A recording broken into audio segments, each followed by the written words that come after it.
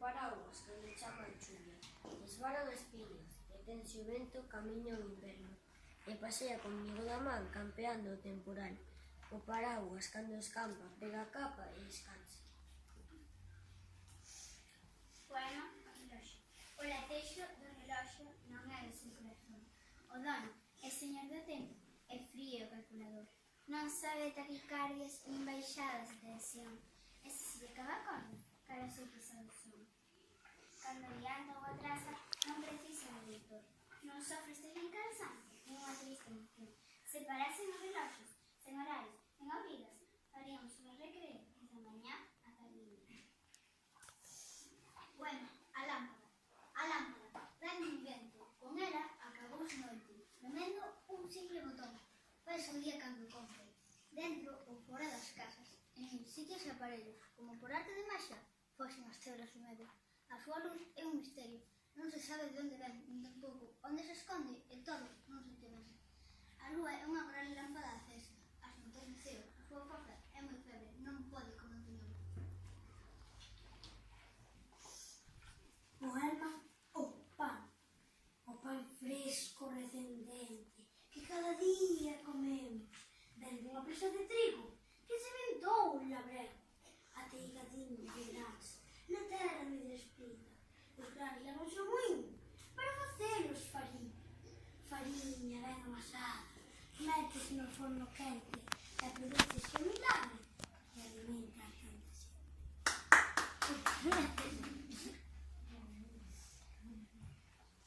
Poema Os fantasmas. Viven nos castelos vellos e son amigos das sombras, das capas brancas ou negras. Meten os medos ás persoas. Os fantasmas nos meus soños producen pesadelos. Pero mañá, cando esperto, son eu quen lles mete medo. Eu ríome dos fantasmas, eu fagolle moita mofa. Así foxen do meu lado porque pensan que estou tola. Pero existen ou non, sempre hai que andar con cuidado, por se aparece algún, cando menos esperado. No parque da miña vila hai un gran chafariz donde bebemos os nenos e mollamos o nariz. Coa auguiña desta fonte hai moito divertimento, tanto sobe o alto do ceo como baixo ao momento. A auga do chafariz ascende correndo a chorro. Nos miramos abreiados mentres que nos salpica os ollos. A fonte de chafariz é unha fonte con agua. A brolla máis enmorece como árbore de auga. Poema A estrela amiga. Ao anoitecer asoma unha estreliña no ar e, cando o sol se esconde, ela ponse a rutilar.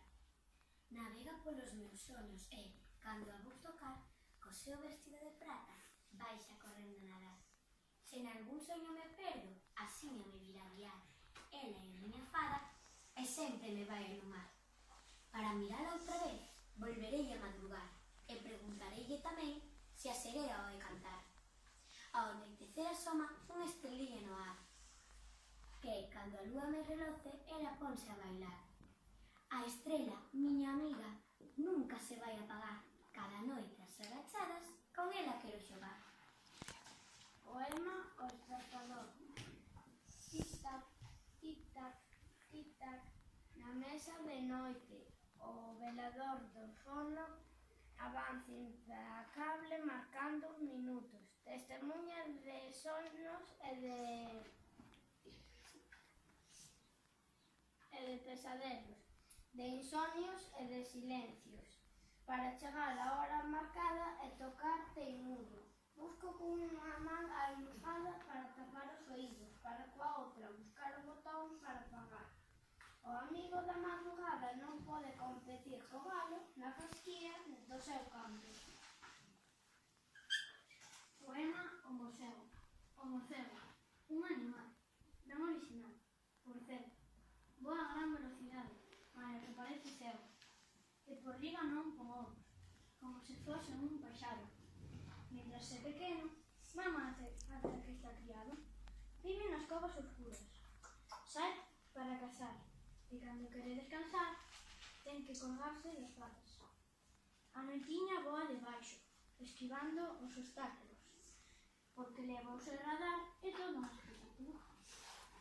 Poema, aves migratorias. Chove nas flores, xea da noite, voan as aves, pase do norte. Mas é do norte, non para o sur, buscan os días de ceo azul. No ceo azul, vense bandadas e cando cansan fan as paradas. Fan as paradas nos mesmos sitios, non se extravían do seu camiño.